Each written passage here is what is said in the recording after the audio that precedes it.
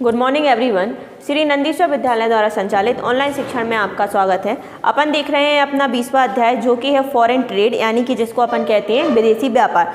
तो विदेशी व्यापार के बारे में अपन ने अपनी लास्ट वीडियो में जान लिया था कि दो देशों के बीच में जब व्यापार संचालित किया जाता है, अर्थात वस्तुओं का जब आयात निर्यात किया जाता है, तो उस चीज़ को हम कहते हैं कि वो क्या है, विदेशी व्यापार है। अब अपन ने जाना था उसके पहले भी आंतरिक व्यापार जो होता है वह केवल एक ही देश की सीमाओं के भीतर किया जाता है, अर्थात एक देश से दूसरे देश और दूसरे देश से तीसरे देश, एक शहर से दूसरे शहर और दूसरे शहर से तीसरे शहर। जबकि यहाँ पर अपन देखें कि अंतर्राष्ट्रीय व्यापार है या विदेशी व्यापार, वह दो देशों के मध्य में किया जाता है। अपने यहाँ पर कोई भी चीज़ की कमी है तो अपन ने विदेशों से उस चीज़ का आयात कर लिया। विदेशियों को लगता है कि कोई चीज़ इंडिया में अच्छी है, अन्य देशों में अच्छी है, तो उन्होंने उस चीज़ का वहाँ से आयात कर लिया। उसी प्रकार अपन क्या करते हैं, अपन को अपनी इकोनॉमी चलानी है, इकोनॉमी बढ़ानी है, अपने को मनी की आवश्यकता है, तो अपन बहुत सी चीज़ों का, अच्छी किस्म की वस्तुओं का उत्पादन करके दूसरे देशों में उसका निर्यात कर देते हैं। तो उससे भी क्या हो जाता है, विदेशी व्यापार संचालित हो जाता है। अब विदेशी व्यापार के अंतर्गत कौन कौन सी विशेषताएं थी, उस चीज़ों के बारे में अपन ने जान लिया था। उसके क्षेत्र कौन कौन से थे। आज अपन जानेंगे कि विदेशी व्यापार की जटिलताएं क्या होती हैं, विदेशी व्यापार के लाभ क्या होते हैं। इन चीज़ों के बारे में अपन आज जानते हैं। सबसे पहला है विदेशी व्यापार की जटिलताओं में सबसे पहला है मुद्रा प्रणाली। अब मुद्रा प्रणाली का मतलब होता है कि प्रत्येक देश की जो मुद्रा होती है वह अलग अलग होती है।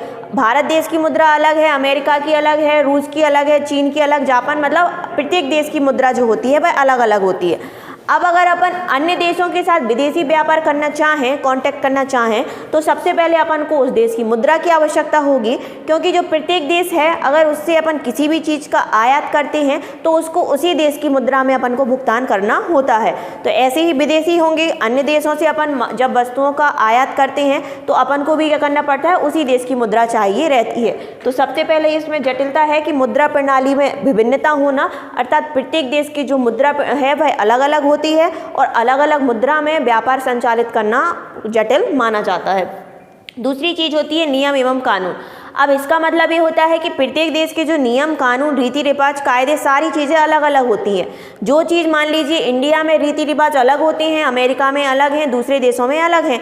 अब उसी के अकॉर्डिंग क्या होती हैं, चीज़ों का निर्माण किया जाता है। आपका पहनावा कैसा है, रहन सहन क्या है, खाने पीने की चीज़ों में आप क्या यूज करते हैं, उस हिसाब से ही वस्तुओं का प्रोडक्शन किया जाता है। तो एक देश के नियम कानून जहाँ अलग होते हैं, वहीं दूसरे देश के भी नियम कानून अलग अलग होते हैं। यह होती है हमारी दूसरी जटिलता विदेशी व्यापार के अंतर्गत। तीसरा होता है हमारा व्यापार प्रतिबंध, यानी कि बहुत से देश जो होते हैं वह अपने देशों के आयात निर्यात पर प्रतिबंध लगाते हैं। यानी कि भारत में भी बहुत सी वस्तुएं ऐसी रहती हैं जो हम अन्य देशों से आयात निर्यात नहीं कर सकते हैं। सेम होता है हमारे अन्य देशों में भी, वहाँ के देश की जो सरकार है, जो कानून व्यवस्था है, वह भी अन्य बहुत सारी वस्तुओं के आयात निर्यात पर क्या लगा देती है, प्रतिबंध लगा देती है। तो तीसरी जटिलता होती है विभिन्न प्रकार के व्यापार पर, वस्तुओं के आयात निर्यात पर रोक लगा देना, अर्थात प्रतिबंध लगा देना। चौथी चीज़ होती है हमारी जोखिम। अब इसका मतलब ये होता है कि मान लीजिए विदेशों में आपने किसी भी वस्तु का निर्यात किया, अब मान लो कि वहाँ से अपन को पेमेंट ही नहीं मिल रहा है, या फिर अपन ने माल को भेजते वक्त आपका माल नष्ट हो जाता है, चोरी हो जाता है, गुम हो जाता है, तो इस प्रकार की जो जोखिम होती है वह विदेशी व्यापार में बनी रहती है। एज इट इज़ होता है हमारे दूसरे देशों के साथ में, जब वो किसी भी वस्तु का आयात निर्यात करती हैं तो उन्हें भी एज इट इज़ जोखिम रहता है, माल के नष्ट होने का, राशि के भय का। तो इस प्रकार की जो जटिलताएँ हैं वह विदेशी व्यापार के अंतर्गत पाई जाती हैं।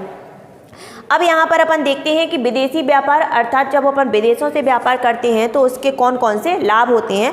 सबसे पहला होता है प्राकृतिक संसाधनों का समुचित उपयोग।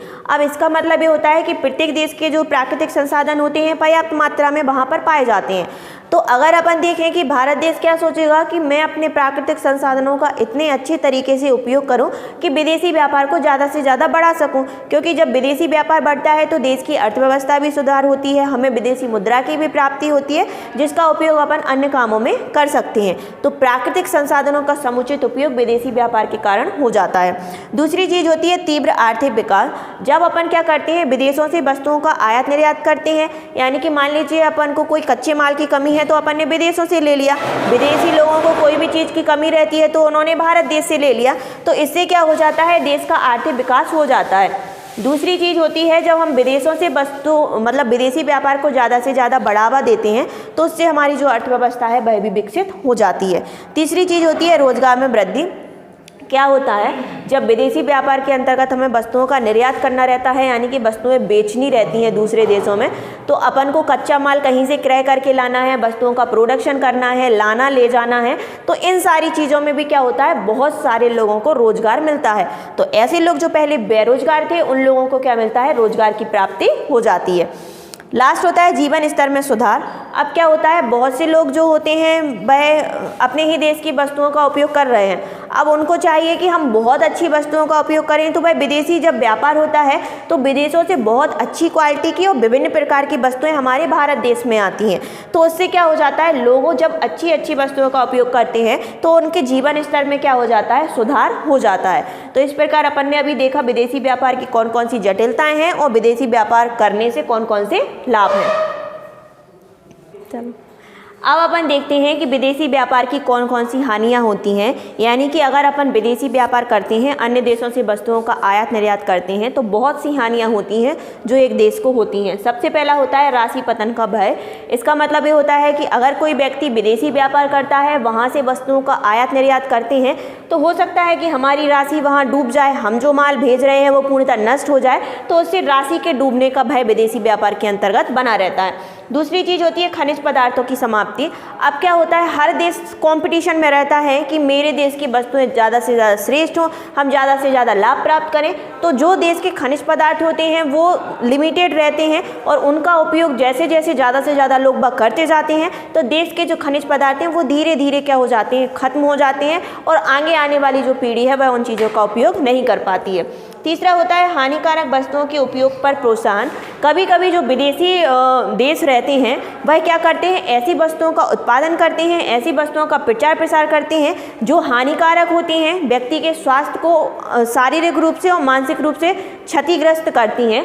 अब इन वस्तुओं के उपयोग पर विदेशों में क्या किया जाता है, प्रोत्साहन दिया जाता है, जिसके बारे में आप टीवी पर एडवर्टाइजमेंट के माध्यम से देखते हैं कि बहुत सारी वस्तुएं रहती हैं जिनका उपयोग करने से हमारा स्वास्थ्य जो होता है वो धीरे धीरे क्या हो जाता है, खराब होता जाता है। तो वह भी विदेशी व्यापार की हानियों के अंतर्गत आता है।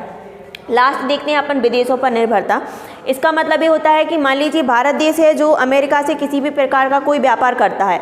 अब मान लीजिए किसी भी वस्तु के प्रोडक्शन के लिए हमें कच्चा माल अमेरिका से मंगाना पड़ रहा है, तो अब हम क्या हो गए, विदेशों पर पूर्णतः निर्भर हो गए। यानी कि हमें वहाँ से कच्चा माल भी लाना है, प्रोडक्शन भी करना है, तो ओवरऑल क्या हो जाता है, विदेशों पर ही हमारी पूर्णतः निर्भरता हो जाती है और इसका जो प्रॉफिट है, इसका लाभ है, वह विदेशी ज़्यादा से उठाते हैं अपने देश के बजाय। तो ये हुआ हमारी विदेशी व्यापार की हानियाँ। अब यहाँ पर अपन जानते हैं निर्यात संवर्धन। तो निर्यात संवर्धन का मतलब होता है वस्तुओं का इस प्रकार से प्रोडक्शन करना जिनकी क्वालिटी अच्छी हो, गुणवत्ता अच्छी हो, जिसके माध्यम से हम क्या करते हैं, वस्तुओं का ज़्यादा से ज़्यादा विक्रय कर सकें, उसको हम कहते हैं निर्यात संवर्धन, यानी कि वस्तुओं की बिक्री को बढ़ाना। तो अब यहाँ पर वस्तुओं की बिक्री को बढ़ाने के उपाय कौन कौन से हैं उसके बारे में अपन जानते हैं। सबसे पहला होता है उत्पादकता में सुधार करना। इसका मतलब ये होता है कि जिस वस्तुओं का प्रोडक्शन अपन कर रहे हैं, अगर उसकी उत्पादकता में ही सुधार हो जाए, उसकी क्वालिटी बहुत अच्छी हो जाए, जो इंग्रेडिएंट मटेरियल वस्तुओं के प्रोडक्शन में यूज हो रहा है वो अच्छा हो जाएगा, तो अपने आप ही क्या हो जाता है, बिक्री बढ़ती जाती है और हमारे निर्यात भी क्या हो जाते हैं, बढ़ जाते हैं। दूसरी चीज़ होती है गुणात्मक नियंत्रण। गुणात्मक नियंत्रण का मतलब होता है वस्तुओं की गुण, किस्म, रूप, रंग, इन सभी चीज़ों पर नियंत्रण करना। अब अगर अपन पुराने ज़माने को लेकर उसी प्रकार की वस्तुओं का निर्माण करते रहेंगे तो वस्तुएं उतनी ज़्यादा तरीके से विक्रय नहीं हो पाएंगी। इसके लिए हमें आवश्यक होता है वस्तुओं में गुणात्मक नियंत्रण करना, रूप, रंग, क्वालिटी, इन सभी चीज़ों में नियंत्रण करना, ताकि वस्तुओं की निर्यात ज़्यादा से ज़्यादा बढ़े। तीसरी चीज़ होती है बाजार अनुसंधान। इसका मतलब ये होता है जब किसी भी चीज़ का प्रोडक्शन किया जाता है तो उसमें बाजार अनुसंधान, यानी कि बाजार के बारे में हर एक चीज़ की जानकारी प्राप्त कर ली जाए कि किस किस्म का माल बाजार में है, उपभोक्ताओं की क्या मांग है, वो किस प्रकार का माल की मांग कर रहे हैं। तो ऐसा ही विदेशों में होता है, सबसे पहले पूरा बाजार अनुसंधान करें, उसके बाद में ही क्या करें, वस्तुओं का प्रोडक्शन करेंगे, तो अपने आप क्या हो जाएंगे, आपके निर्यात बढ़ते ही जाएंगे। लास्ट है हमारा विविधीकरण। इसका मतलब ये होता है कि विभिन्न प्रकार की वस्तुओं का प्रोडक्शन करना, विभिन्न प्रकार की वस्तुओं को बेचना। अगर एक ही प्रकार की वस्तुओं का आप विक्रय करोगे तो उपभोक्ता एक ही प्रकार की वस्तु को लेते लेते भी बोर हो जाएंगे और वह वस्तुओं का क्रय नहीं करेंगे। इसीलिए आपको क्या करना है, विविध प्रकार की वस्तुएं का उत्पादन करना है और उनका निर्यात करना है। तो ओवरऑल क्या हो जाता है, वस्तुओं के निर्यात यानी कि उनका विक्रय आपस में मतलब अपने आप ही बढ़ जाता है। तो इस चैप्टर में अपन ने जाना कि विदेशी व्यापार क्या होता है, कैसे होता है, उसमें कौन कौन सी जटिलताएं होती हैं, उसके अंतर्गत कौन कौन सी लाभ होते हैं। अब नेक्स्ट वीडियो में मिलते हैं अपन अपने नेक्स्ट टॉपिक के साथ। Thank you.